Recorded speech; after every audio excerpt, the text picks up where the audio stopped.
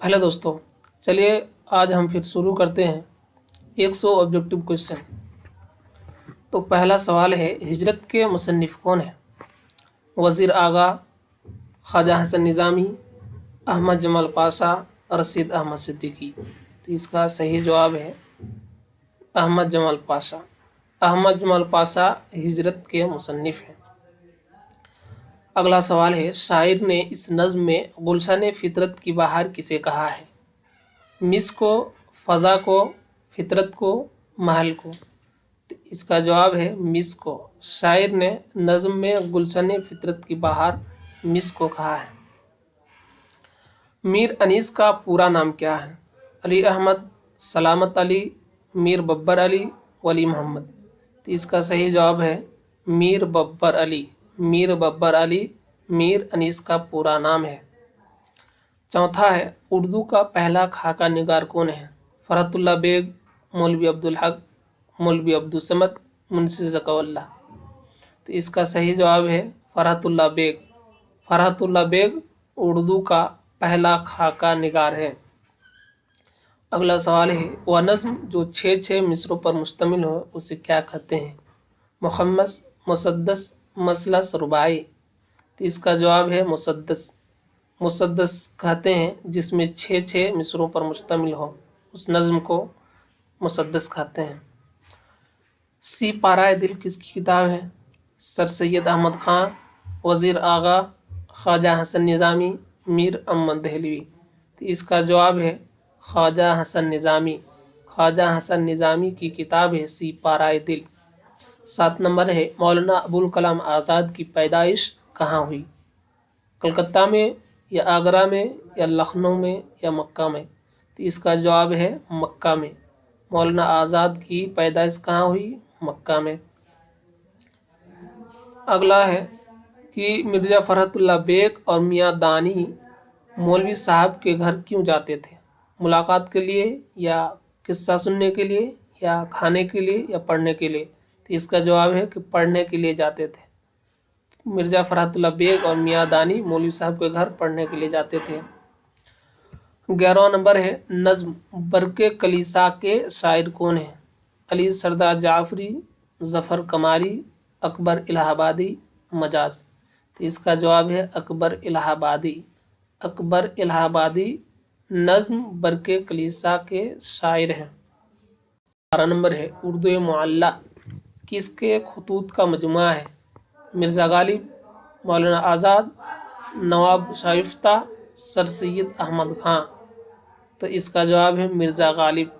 मिर्ज़ा गालिब का खतूत का मजमुआ है उर्दू मुअल्ला। 13 नंबर है, ज़ुबान के पत्ते से आवाज़ की तितली उड़ जाएगी शायर किस हकीकत की तरफ इशारा कर रहा है? सुबह का वक्त, मौत का वक्त, बीमारी का वक्त, रात का वक्त। तो इसका जवाब है कि मौत का वक्त की तरफ इशारा कर रहा है। 14 नंबर है, किस सिन्फ में माफौकल फितरी अनासिर पेश किए जाते हैं? अफसाना, नाविल, ड्रामा, दास्तान। तो इसका जवाब है दास्तान। दास्तान में माफौकल फितरी अनासिर पेश किए जाते हैं। 15 नंबर है, नज़्म गुफ्तगू को शायर ने किसके नाम किया है? अपने दोस्त के नाम, अमन के नाम, जंग के नाम, हिंदो पाक की दोस्ती के नाम। तो इसका जवाब है हिंदो पाक की दोस्ती के नाम। 16 नंबर है, ऐवान गज़ल किसका नाविल है? शफ़ी जावेद, जिलानी बानू, मंटू, सल्लाम बिन रज़्ज़ाक़। तो इसका जवाब है जिलानी बानू का नाविल है ऐवान गज़ल। 17 नंबर है, अफसाना इब्राहिम सुक्का के मुसन्निफ कौन है? शफ़ी जावेद, सआदत हसन मंटू, सल्लाम बिन रज़्ज़ाक़, मीर अमन। तो इसका जवाब है सल्लाम बिन रज़्ज़ाक़। सल्लाम बिन रज़्ज़ाक़ अफसाना इब्राहिम सुक्का के मुसन्निफ है। अगला सवाल है, गालिब का पहला तखल्लुस क्या था? गालिब का पहला तखल्लुस क्या था? खां, मिर्ज़ा, गालिब, असद। तो गालिब का पहला तखल्लुस असद था। 19 नंबर है, अफसाना भूले बसेरे गीत के मरकज़ी किरदार का नाम बताइए। अज़ीज़ुद्दीन अहमद, सैयद अजीज़ अहमद, सैयद शमीउद्दीन, सैयद शफी अहमद। तो इसका जवाब है सैयद अजीज़ अहमद, सैयद अजीज़ अहमद। गज़ल का आखिरी शेर जिसमें शायर अपना तखल्लुस इस्तेमाल करता है उसे क्या कहते हैं? उसे क्या कहते हैं? मतला, मक्ता, कतआ, हुस्न मतला। तो उसका जवाब है मक्ता। गज़ल का आखिरी शेर जिसमें शायर अपना तखल्लुस इस्तेमाल करते हैं उसको क्या कहते हैं? मक्ता कहते हैं। 21 नंबर है, टोबा टेक सिंह में किन लोगों के तबादले की बात की जा रही है? तवाइफों की, मजदूरों की, कैदियों की, पागलों की। तो इसका जवाब है पागलों की। पागलों की तबादले की बात की जा रही थी। जेल में से कौन सूफी शायर की हैसियत से मशहूर है? ख्वाजा मीर दर्द, मोमिन, दाग, जमील मजहरी। तो इसका जवाब है ख्वाजा मीर दर्द सूफी शायर की हैसियत से मशहूर है। अगला है अफसाना प्रॉमिस में अम्मू के कितने बेटे हैं? 1, 2, 3। तो इसका सही जवाब है 3। अगला है सूरज है गोना मेहरबान है सरपा नीला। मिसरा को मुकम्मल करना है। आसमान, साइबान, मकान, एहसान। तो इसका यहाँ साइबान खाली जगह में होगा कि सूरज है गुना मेहरबान है सर पे नीला साइबान। नज़ीर अहमद फरहतुल्लाह बेग के कौन थे? शागिर्द, वालिद, उस्ताद, चाचा। तो जवाब है उस्ताद। नज़ीर अहमद फरहतुल्लाह बेग के उस्ताद थे। गज़ल किस सिन्फ़ शायरी से माखूज़ है? मुर्शिया, कसीदा, मसनवी, नज़्म। इसका जवाब है कसीदा। कसीदा सिन्फ़ शायरी से माखूज़ है। आग, हवा, पानी और खाक में सबसे कमतर किसको समझा जाता है? आग, हवा, पानी, खाक। तो खाक को सबसे कमतर समझा जाता है। अली सरदार जाफरी की पैदाइश कब हुई? अली सरदार जाफरी की पैदाइश कब हुई? 29 नवंबर 1912, 29 नवंबर 1913, 29 नवंबर 1914 या 29 नवंबर 1915। तो इसका जवाब है 29 नवंबर 1913 में अली सरदार जाफरी की पैदाइश हुई। रहमत आलम किसकी किताब है? सर सैयद अल्लामा शिबली नुमानी, हसन निज़ामी, सैयद सुलेमान नदवी। तो इसका जवाब है सैयद सुलेमान नदवी की किताब है रहमत आलम। जेल में से किस अफसाना निगार पर फहश गोई के इल्ज़ाम में मुकदमा चला? राजेंद्र सिंह बेदी, जिलानी बानू, सादत हसन मंटू, प्रेमचंद। तो सी नंबर है इसका सही आंसर कि सादत हसन मंटू के अफसाना पर फहश गोई के इल्ज़ाम में मुकदमा चला।